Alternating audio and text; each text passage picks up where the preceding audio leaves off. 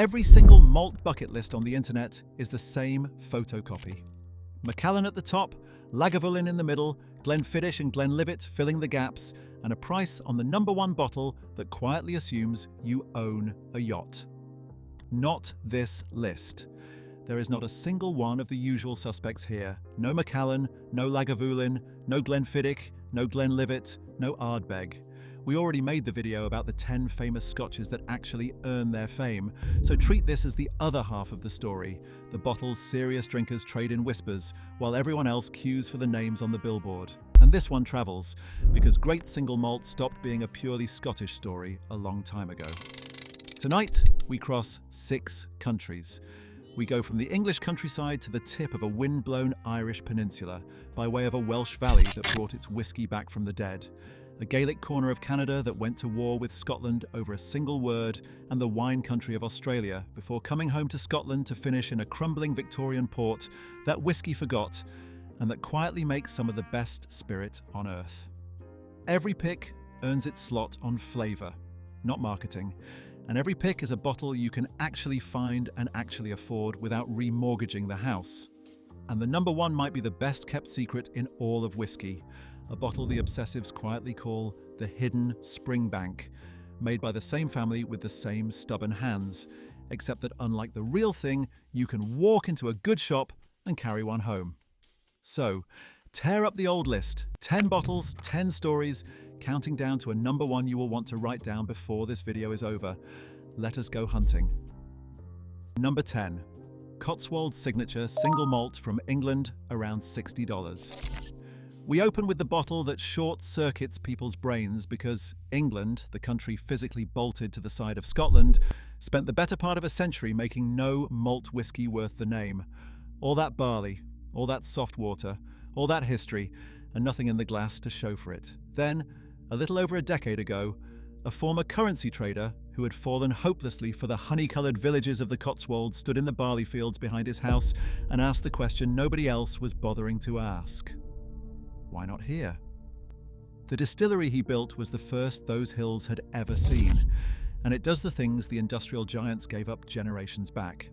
The barley comes off local Cotswolds farms, the spirit is matured in ex-bourbon barrels alongside shaved, toasted and recharred red wine casks, and it is bottled at 46%, natural colour, no chill filtration. The glass is pure comfort, honey and butterscotch, red berries, malt loaf and a soft breath of oak, easy on the first night and quietly more interesting by the 10th. It tastes fittingly exactly like the country it comes from, warm and golden and in no hurry whatsoever. Scotland had 500 years of practice. This place needed roughly 10 to make something this good, which is either inspiring or faintly infuriating, depending which side of the border you happen to be drinking on. Number 9. Glenallachie 12 from Speyside, around $70. Every list needs its sherry monster, and this is the one the connoisseurs point to for a single reason.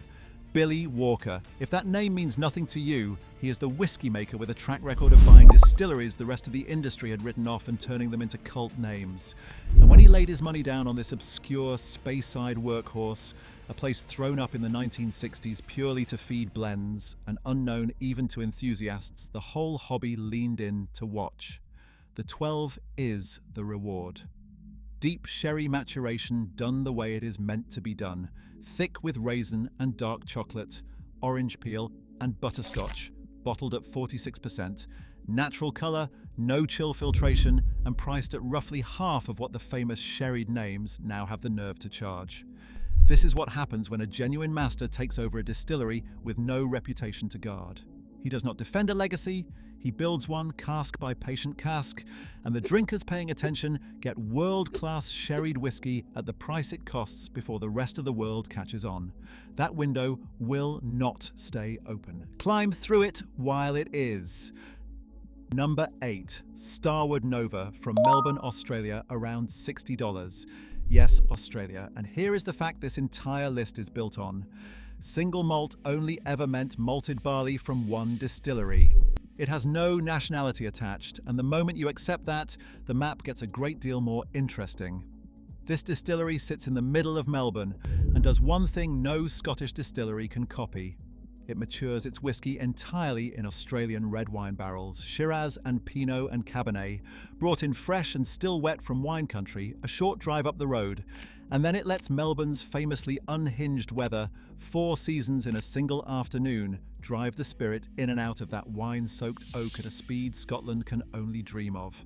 What comes out drinks like nothing else here. Berries and dark plums up front, malt and chocolate underneath, a bright, juicy red fruit lift running the whole length of it.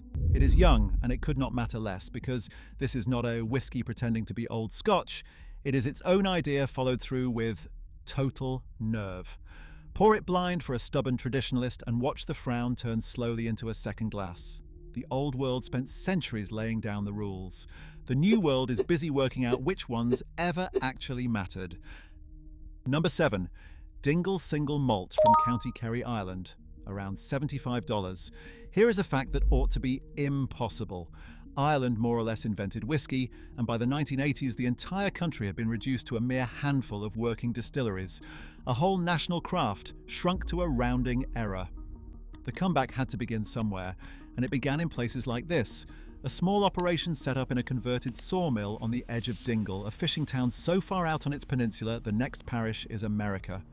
While the famous Irish names were being traded between multinational owners like playing cards, this stubborn little independent fired its stills and settled into wait, selling nothing at all for years while the casks did their slow work.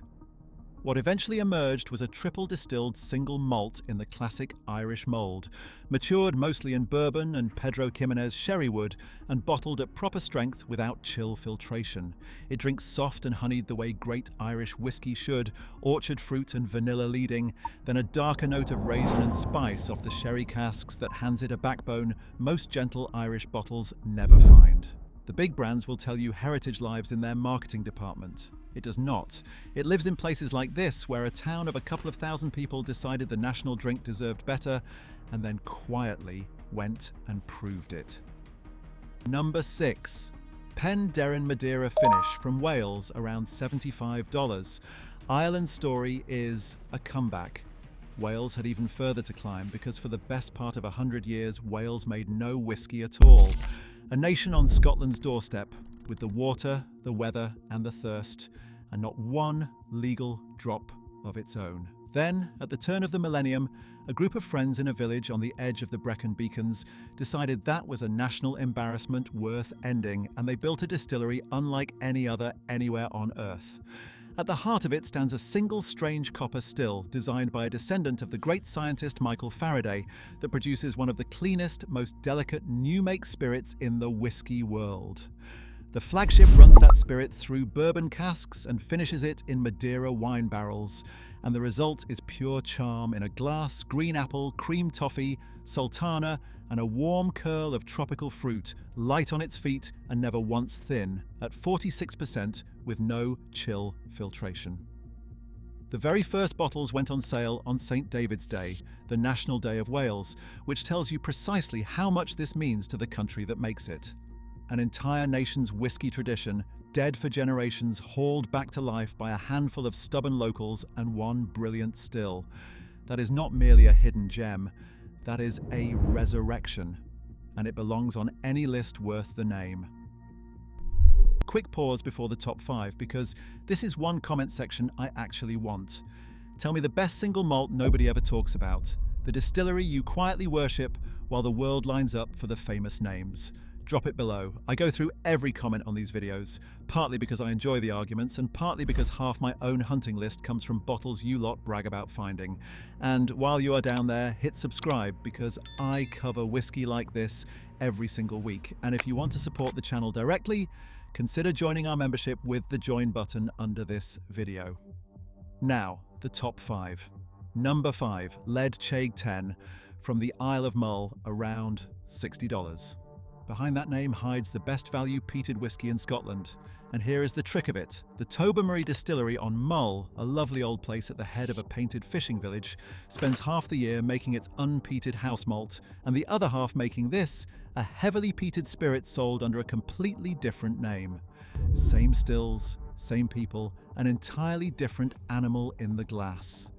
It drinks the way the famous Islay smoke bombs used to before their prices went to the moon, thick maritime peat, sweet malt underneath, rock pools and engine room oil in the very best sense, and a farmyard wildness the polished big brands have carefully bred out of themselves.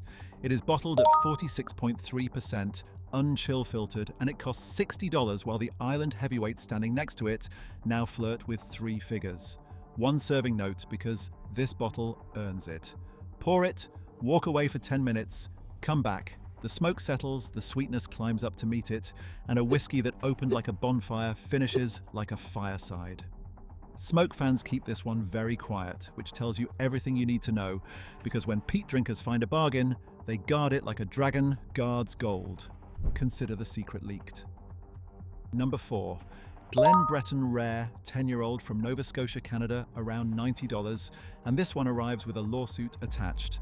On Cape Breton Island, there is a community founded by Scottish Highlanders who crossed the Atlantic 2 centuries ago and then flatly refused to stop being Scottish.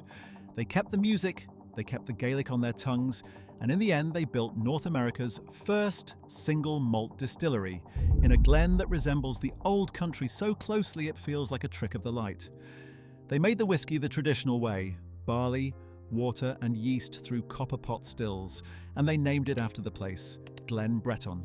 And Scotland's whiskey establishment took them to court. The argument was that the very word Glen belonged to Scotch and to Scotch alone, and the fight ground through the Canadian courts for years, all the way to the Supreme Court of Canada, before the Cape Bretoners finally won the right to their own name in their own glen, in their own language.